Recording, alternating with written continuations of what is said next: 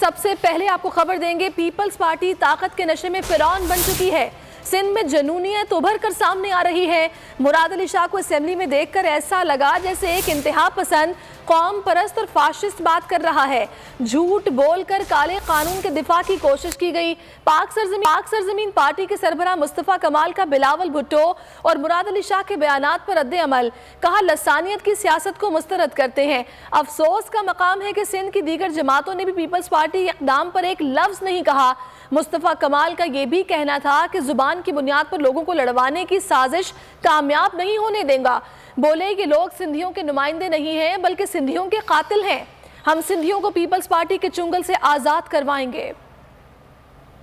लिसानियत और ताकत के नशे में जो फिरौनियत उभर कर सामने आ रही है, उस हवाले से पाक सरजमीन पार्टी उन फिरौनों को भी बचाना चाहती है जो अपने आप को फिरौन समझ रहे हैं ताकत के नशे में। गुज़श्ता रोज़ पीपल्स पार्टी के चेयरमैन बिलावल जरदारी साहब ने स्टेटमेंट दिया और अपने काले कानून को बड़े काले तरीके से डिफेंड करने की कोशिश की। झूठ बोला कि ये तो बहुत ज़्यादा अच्छा और बड़ा डिवॉल्व, पहले से ज़्यादा डिवॉल्व कानून है। उनके वज़ीर आला ने फ्लोर ऑफ द हाउस में असेंबली में खड़े होकर जो मुतासिबाना गुफ्तगू फरमाई है, ऐसा लग रहा था कि जो कौम परस्त, इंतहा पसंद, नेशनलिस्ट, फाशिस्ट किस्म का शख्स अपने ख्यालात का इजहार कर रहा था। तुम लोग माइनॉरिटी में हो, माइनॉरिटी में रहोगे कभी फैसले नहीं करोगे। दुख के साथ ये कहना पड़ता है कि पूरे सिंध भर में पीपल्स पार्टी के अलावा भी जो पार्टियां हैं और जो सियासतदान हैं, उन्होंने और सिंध के दानिशवरों ने, लिखारियों ने और सिंध के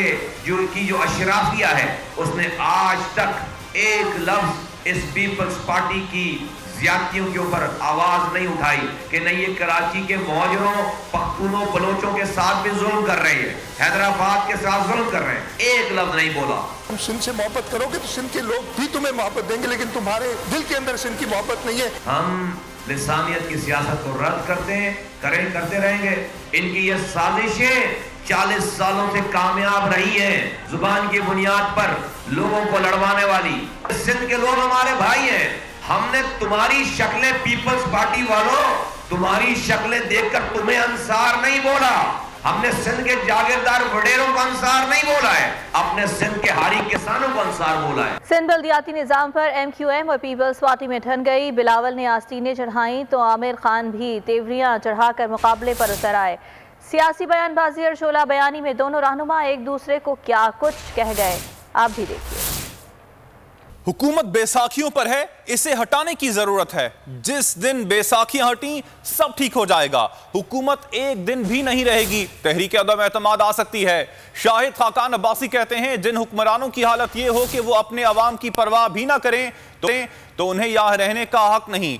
महंगाई से अवाम पिस रहे हैं। अयाज सादिक के लंदन जाने का इल्म नहीं। चेयरमैन नैब के मामले पर हुकूमती बददियानती साफ जाहिर है। हुकूमत चाहती है मुशावरत मुकम्मल ना हो और मौजूदा चेयरमैन नैब काम करते रहें। चेयरमैन नैब में अखलाकी जुर्रत होती तो मुद्दत खत्म होने से पहले इस्तीफा दे देते।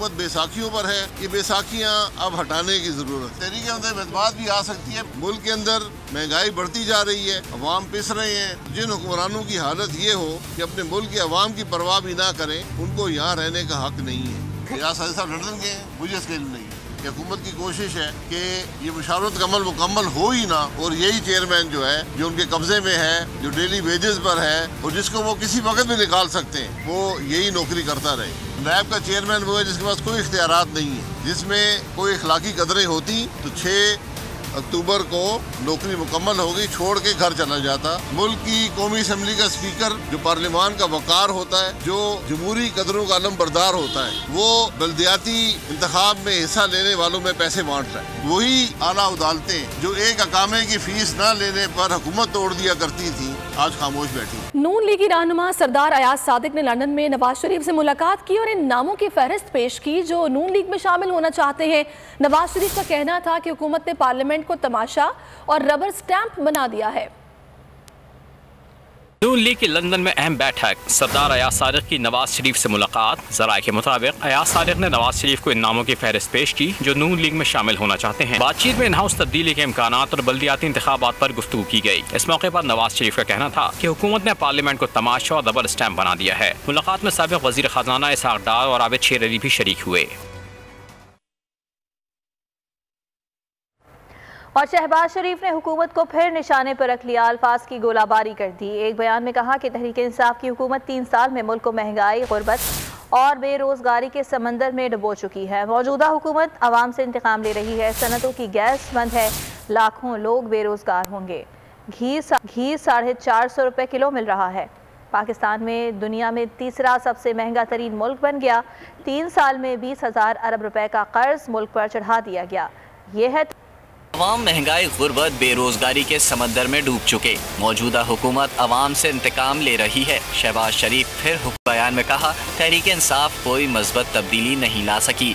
जिन्हें उम्मीदें थीं वो भी मायूस हो चुके। सनतों को गैस फरहमी बंद है, लाखों लोग बेरोजगार होंगे। हर तरफ महंगाई का तूफान है। पाकिस्तान दुनिया का तीसरा और जनूबी एशिया का सबसे ज्यादा महंगा तरीन मुल्क बन गया। क्या इसे तब्दीली कहते हैं?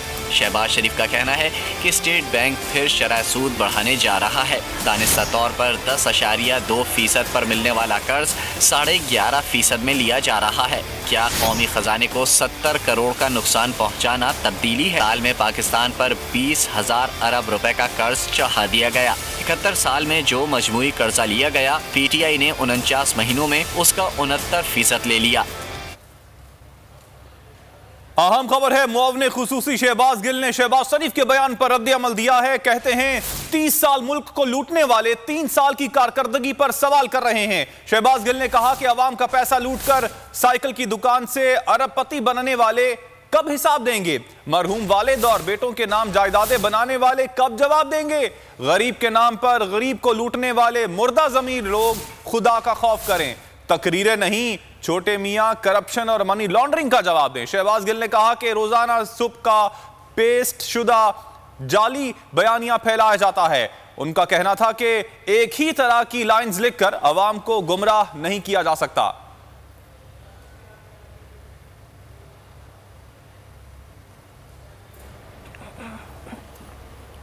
अहम खबर आपके साथ शेयर करेंगे। स्टेट बैंक मॉनेटरी पॉलिसी का ऐलान आज करेगा। शरह सूद में 1.25% तक मजीद इजाफे का इम्कान है। 19 नवंबर को स्टेट बैंक ने शरह सूद 8.75% की थी। मॉनेटरी पॉलिसी कमेटी इजलास के बाद प्रेस रिलीज के जरिए जारी होगी। आइंदा मॉनेटरी पॉलिसी का ऐलान जनवरी में भी किया जाएगा। स्टेट बैंक मॉनेटरी पॉलिसी का ऐलान आज करेगा। शरह सूद में 1.25% तक मजीद इजाफे का इम्कान है। 19 नवंबर को स्टेट बैंक ने शरह सूद 8.75% की थी। मॉनेटरी पॉलिसी कमेटी इजलास के बाद प्रेस रिलीज के जरिए जारी होगी। आगे बढ़ें और आपको ये बताएं कि इमरान नियाजी अपने घर का खर्चा चलाने वालों को नवाजते रहे और आवाम का तेल निकालते रहे। शाजिया मरी ने बयान दाग दिया, कहा अपने घर का खर्चा किसी और की कमाई से चलाना कहाँ की ईमानदारी है। इमरान नियाजी ने ईमानदारी का ढोंग रचाकर लोगों को बेवकूफ़ बनाया। जिसने कभी अपना खर्च ना उठाया हो और अपने बच्चों की फीस ना भरी हो, उसे आवाम की क्या फिक्र होगी।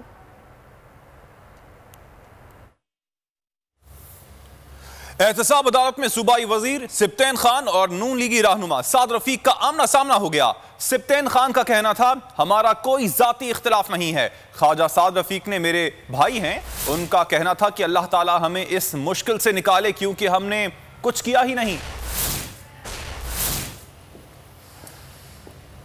इख्तिलाफ तो है नहीं, मेरे भाई और इनके साथ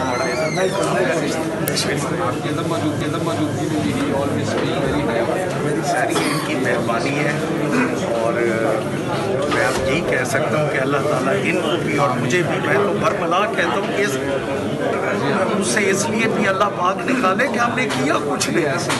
या तो कुछ किया हो तो फिर तो कोई बात बनती नहीं। चले एनी हाउ। पाक ईरान सरहद पर सिक्योरिटी चेक पोस्ट पर दहशतगर्दों के हमले में पाक फौज के लांस नायक जहीर अहमद शहीद हो गए। ISPR के मुताबिक बलोचिस्तान के अब्दोई सेक्टर में दहशतगर्द गिरोह ने हमला किया। लांस नायक जहीर ने बहादुरी से लड़ते हुए जामे शहादत नोश किया। जवाबी कार्रवाई में हमलावर दहशतगर्दों को फरार होते हुए भारी जानी नुकसान का सामना करना पड़ा। माशी मसाइल और बढ़ती बेरोजगारी ने एक और जान ले ली। कराची के इलाके महमूदाबाद में 55 साला शख्स ने गले में फंदा लगाकर खुदकुशी कर ली। और कराची के इलाके कोरंगी में अलमनाक हादसा, आवारा कुत्तों को मारने के लिए बनाए गए जहरीले लड्डू खाने से एक बच्चा जान बहक, मां और 4 बच्चों की हालत गैर हो गई।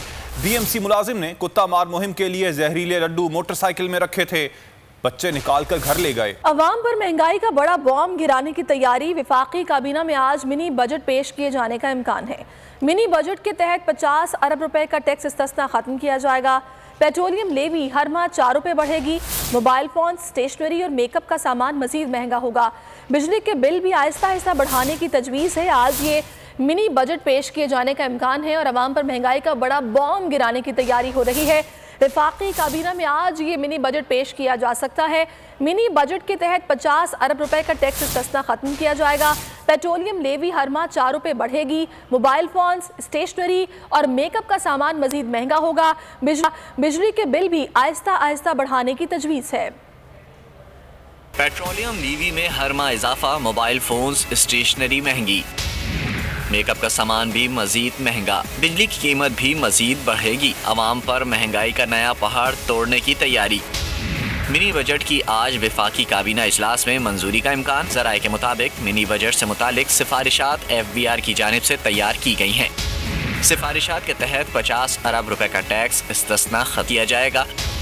टैक्स वसूली अहदाफ 271 अरब रुपए इजाफे से 6100 अरब किए जाएंगे। पेट्रोलियम डेवलपमेंट लीवी में हर माह 4 रुपए इजाफा करके इसे 30 रुपए तक ले जाया जाएगा। लीवी बढ़ाने या कम करने का इख्तियार वजीर आजम को देने की तजवीज़ है। तैयार की जाने वाली तजावीज़ के मुताबिक तरक्याती बजट में 200 अरब रुपए की कमी करना होगी। मोबाइल फोन्स, स्टेशनरी और पैक फूड पर टैक्स छूट खत्म किए जाने का इम्कान है। मोबाइल फोन्स पर सेल्स की रियायत भी खत्म कर दी जाएगी। बिजली के बिल भी आहिस्ता आहिस्ता बढ़ाने की तजवीज़ है।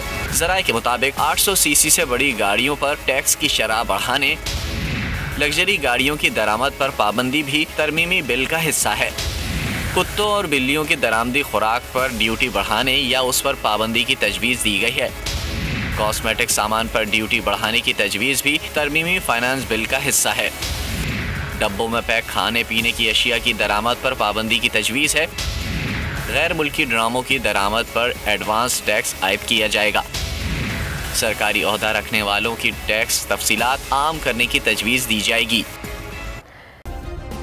सब्सक्राइब करें और बेल दबाएं ताकि कोई खबर रह न जाए।